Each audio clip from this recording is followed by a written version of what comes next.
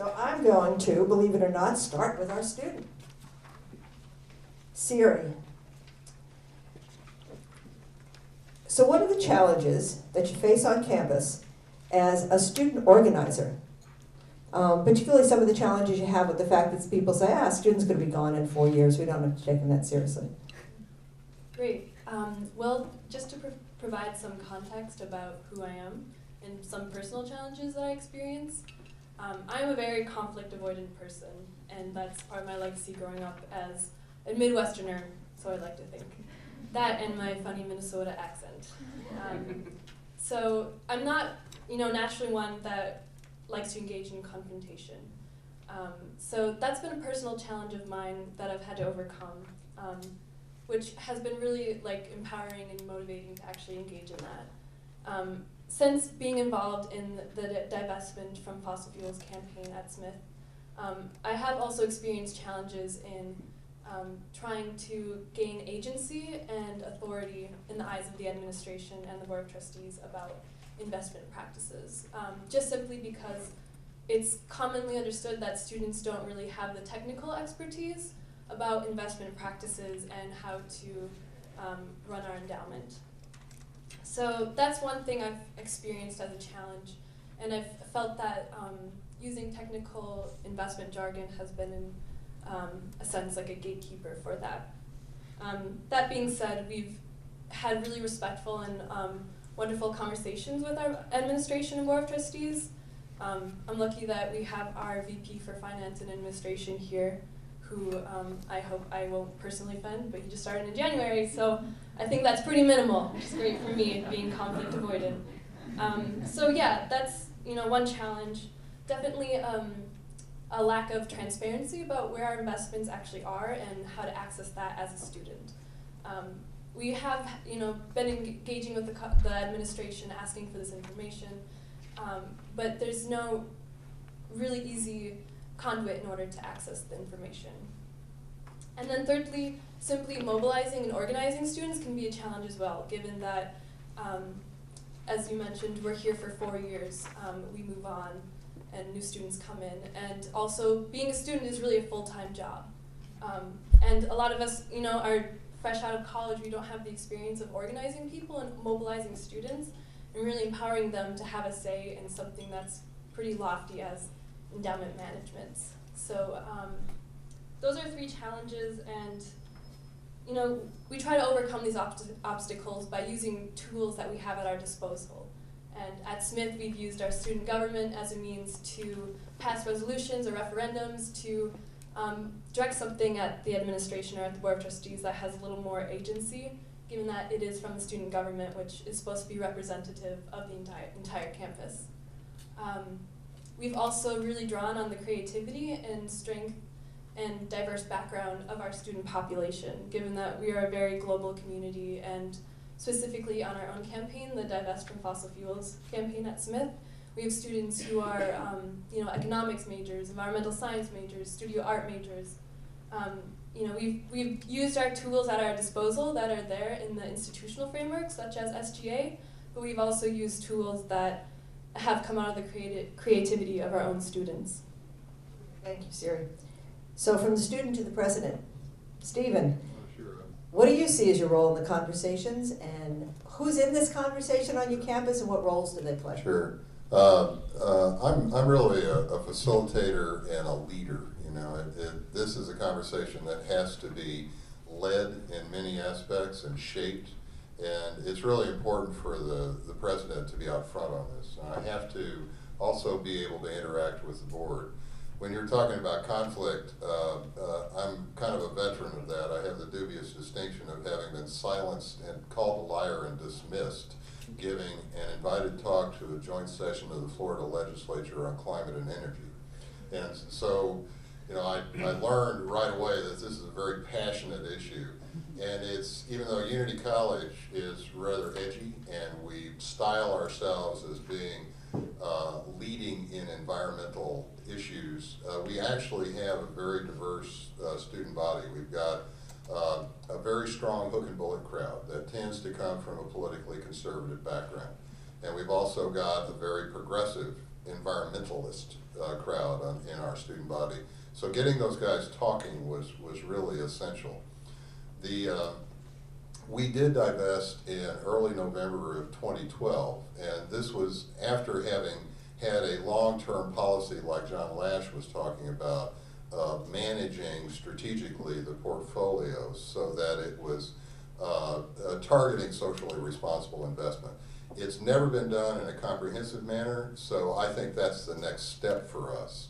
But getting the board to come to the table and divest required a lot of engagement, and it required gentle engagement. The chair of our board is a CFO of a major bank, you know, so, and he basically has a CPA perspective on investment and how you do things. So the first step in this was to get absolute rock solid expert advice, and then to build a very professional presentation and process with the board. So that very professional process was absolutely key. I couldn't walk in there and say, you know, I'm an ecologist and an environmental scientist, listen to me. You know, that was not going to wash, you know, that was not going to cut it. I had to go in there with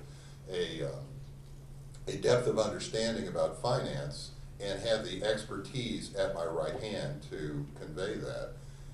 I am not a finance expert, and since November of 2012, I have learned so much, and that has been a huge advantage. So actually, one of the things I would advise the students to do is take the time to learn the jargon. Take the time to get professional about this.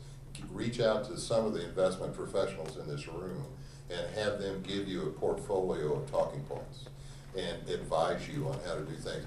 The Responsible Endowments Coalition and the Intentional Endowments group that has sponsored this event is an incredible resource. So you've got to lay the groundwork, you've got to do the consensus building. In the end, when we finally did divest, it was almost anticlimactic. I was talking to some of the students in the cafeteria one day, and they said, well, of course you divested. And not realizing all of the effort that went behind making that happen. So I think I'll stop at that. So Marija actually sits on the board of directors of her school. Could you tell us a little bit about your experience being a trustee, the process as you see it from that chair as opposed to a student chair, and what surprised you about it? So first of all, I want to acknowledge that what a privilege it is for me to be on Mount Holyoke's Board of Trustees as the Young Alumna Representative, having been a student very recently here. I graduated in 2011, so it's truly an honor to have this opportunity and to get this perspective and to understand the different challenges and the different viewpoints different individuals come in having when engaging in this conversation. One of the things that I've learned through the conversations that I've had with various administrators at Mount Holyoke and various members on our board is that we are really in this together, and that it's not an us and them conversation, even though sometimes it can feel like that. Also, the importance of communication within the process itself. I've found that that the conversations that the investment committee has had with the students to be profound and exciting, and also that on both sides of the spectrum that knowledge was gained, and that we can work together toward creating the Mount Holyoke that we want to have in the future through our endowment and by being proactive. But also, in terms of the process, what makes it challenging is that you have such a diverse group of perspectives. You have students, you have administrators, you have investment professionals, you have trustees with so many different backgrounds and expertise, and all of them come into the room with a very set understanding of the United States, a very set understanding of how the world works, and also an understanding of how universities and colleges work. And I think that incorporating all of that into this then becomes challenging, and the importance of really creating spaces where we can hear those perspectives is what's been exciting. But the thing that's been surprising, and the thing that's been great is to have, for example, to have interacted with Daphne from when she was a first year, and I was a first year on the board, and to see, you know, where the work that she was doing her first year has come to, and the power of really the student voice. I want to acknowledge that, and to make sure that you continue to do what you're doing, because I think it's very important. The Board of Trustee, our board at least, has a lot of commitments and a lot of things that we need to move forward, that we're working on, and it's important to get reminded of some of the other things that are critical to our work that sometimes we neglect to think about. And I think that you've done exactly that, and that's been tremendous on this campus. Thank you. So they all live on the campus in one way or another, but my friend sitting next to me, Alice, she lives on lots of campuses because she's an investment consultant. And we've included Alice in this conversation because what we've been learning in this process is how important a player this is in the conversation. So sometimes people go back to their investment advisors or the consultants and they hear, sure, we can do this. And sometimes they go and they're told, you absolutely can't do this. You're going to lose your shirt if you do this. So Alice, if you can give us some insight into what the role of the investment consultant is, and maybe help us untangle a little bit of this mystery of why there's these two varieties and what's going on there. I'll do what I can here. So what consultants do, and I think there's some I was just talking to a student from UNH, some confusion about that. So what we do is we help a college or university or other entity implement their investment policy statement. We help them develop that statement, but we also help them implement it. So that's deciding how much will go in stocks and how much will go in bonds and how much will go in hedge funds, and helping them find managers to fill that out. But we start, our fiduciary responsibility is to start with where the college and university is and what do they want to do with their investments. And sometimes for our colleges and universities, that includes we want to express our values through our investments, and sometimes it does not. So we start in that place. I think when you hear reluctance from investment managers and consultants, and I hear it from some of my colleagues, it comes from a couple of places. So one is the history of socially responsible investing. So those consultants who have lived in this space for 20 years or so started in a place where people just wanted to exclude stocks. They didn't want to think about how that impacted the portfolio. They just wanted to take a chunk out and then not very thoughtfully let the rest of the portfolio just do what it did. And that impacted performance, especially in the short term. So when we're working with investment committees, trying to keep this short, when we're working with investment committees, they are working with their boards, and they are answering to donors, and they're answering to people who say your performance is down this last quarter, or this last 6 months, or this last year. How can you explain that? And if it's easy to point to an answer, you've been out of energy for the last 6 months, and so you've underperformed, which can happen for a short-term period. They need to be able to explain that, and so you need a committee and a board and a college that is all in support of the mission and saying, okay, we understand that, we take that, we know there's going to be short-term risks. And so some consultants' reluctance, I think, is that they don't feel that there's going to be that buy-in. And some, from a portfolio theory, just think that excluding any kind of investment. This is what the theory is. Excluding any kind of investment is going to hurt your return. As soon as you limit your universe, is the conversation I get into with other consultants, you, by its very nature, are going to hurt your return. So it's educating them that that is not necessarily the case. I think what we have found, and we've worked with groups, several different managers, is that there are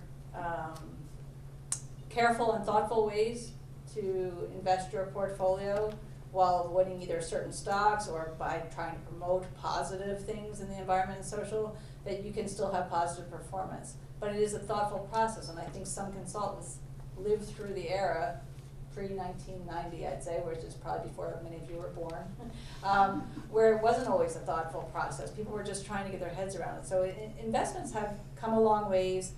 Technology has brought a lot of tools in the toolkit. There's optimization as a way of matching an index where you can get similar qualities of the stocks that you're deleting. So things have come a ways, but it's partly educating consultants in that way. I don't know if I've gone beyond. I think the other concerns is, we as consultants work with many different universities, endowments, but we also work with private foundations. We also work with parishes and dioceses. And so we cannot go out there and say, this should be your values. We can go out there and say, we are happy to help you express your values in your portfolio to our best ability and to the sense where we can do it in a fiduciarily responsible manner. And we want to do that. But we can't say this should be your values. And so I think some students think that, I may believe and do believe that concerning the environment and social issues are important and will in the end result in better financial performance. But I can't tell someone that this is the way they should do it, that you'll do that better by excluding alcohol or excluding tobacco or excluding fossil fuel investments. I can just give them the education, and then colleges need to form their own sort of what is their mission and how do they want to express it in their portfolio. So that begins to give us some understanding of some of the complexity in this conversation. But just to go a little bit deeper in terms of that process, Stephen, you had some really interesting insights because of your own background of how this might be different when you're at a small private college than when you're at a large public institution. Want to share that distinction? Yeah, certainly. For me, it really does come back to something that John Lash touched on, and that's that at some level, the mission of every institution of higher learning, be it public or private, is the maintenance and renewal of civilization. Fossil fuels fall in a wholly unique category. They threaten the very existence of civilization. So that's a very different ethical stance with respect to this particular aspect of a portfolio. The public institutions have a much more comprehensive challenge. You've got to get stakeholders, you've got to get legislatures on board, you've got to essentially speak to the public at some level, the decision makers in the particular state that you're in. Regardless of how much money the state legislature may not actually be giving to public education, they still have the ultimate legal responsibility. So they still have authority. So you've got to address those stakeholders, and you've got to be out front about it, and you've got to be engaged. The University of Maine system just divested from coal. Now, perhaps that's some low-hanging fruit, we might say, but nonetheless, there was a 2.5-year run-up for that to get there, for that public system. In a private system, in some respects, it's much more straightforward, but you do have vested interests that in many of the older private institutions run very, very deep. They go back to the history and mission, the particular mission of the institution. You can have families that still have representation on the Board of Trustees that have a particular view of what that institution should be. So ultimately, it's the Board of Trustees that has the fiduciary responsibility, and they are the ones that you really need to speak to. Having the community with you is absolutely invaluable. It's absolutely essential. So I do think there are different paradigms. You're in a different different microcosm when you're working with a private college relative to a public institution. Is that helpful? Yeah, that's very helpful. I want to come back to Alice just for a minute, because I think you can help us understand something else as well. We've heard university administrators say, we can't do this because we are invested in commingled funds, so that there are some structural things that are getting in the way. Can you just help us understand what that's all about and how people deal with it? So commingled funds versus, there's a few vehicles you can use when you're investing. One is commingled funds in a broad way. So that means you're pooling all your money together with other investors. And those commingled funds run by their own prospectus. So they're guided by their investment policy statement, and when you sign on to invest in them, you're following their prospectus. The other way is separate accounts. Separate accounts mean that you, as your university, owns the stocks within it personally. They have it in an account, in a bank account, and they own them. And so so I think the argument that's coming out is, a commingled fund is already set up with its own investments, and they have their own investment policy statement, and we can't change that. There's a lot of people who are all invested together, and they don't all agree on the same investment policy, all the same values. So they invest in this fund that generally satisfies them. I think there's two answers to that. So one is there are commingled funds out there in which universities can invest they consider the environment, they consider the social impact, and they look at the governance of the companies. So that's one answer, so you can move to another commingled fund. Second, I should say there's some limits to that as far as which asset classes have a stronger universe of commingled funds that do that, but there are commingled funds. Second answer is you can move to a separate account. That can sometimes involve expenses, and so I should maybe talk about that briefly. So for example, I would say in comparison to what we in the investment world called active management, meaning the managers are trying to do better than a benchmark. Separate accounts and commingled funds pretty much equal as far as expenses. But one place that all investment consultants advise putting some of your money is in what we call a passive investment. All it's trying to do is get a benchmark return, because it helps stabilize the portfolio, and in some cases the benchmarks, especially for example in US stocks right now, are doing better than most active managers. So there's probably in many of your endowments there's some sort of index investment. In that case, it is hard to do that more cheaply than a commingled fund does, simply because of the mechanics of it. So for example, you can go out to Vanguard and get a US stock index for what we call 5 basis points. That's 0.05% of, right? So 0.05 of 1%. Very cheap. They are not out there doing fossil fuel free divestment right now. There's one fund that's new from BlackRock that does do fossil fuel divestment. It's its own definition of fossil fuel divestment, and it's 6 basis points, but you need 5 million to get into it. So some smaller endowments may not be able to do that. Larger endowments won't have a problem. But for the most part, you would want to move to a separate account if you're anything beyond, if you have very specific values that you want to express. And those start usually at 30 basis points. So here's the logic that's going on around the conversation. It's the investment committee, they're representing a college. We're going to pay 30 basis points approximately more on, say, let's make it easy, $10 million in this investment. That's $30,000 a year. I could be funding a scholarship with that. So that's kind of the calculus that's going on. So it's just, I guess I'd say that to say it's multi-layered. It's a multi-layered conversation. And those are conversations that have to go around the investment committee and the board, and they take time. Perfect, because it's exactly the segue. I want to just ask one more question here, and then I want you guys to be able to ask questions. And it's exactly around that piece of time. So one of the things we've discovered is that the expectation, the time horizon of a student who's there for 4 years and wants to see action now, and the time horizon for a board of trustees. So can the two of you just talk for a minute about the differences in the time horizons and how you get around those issues?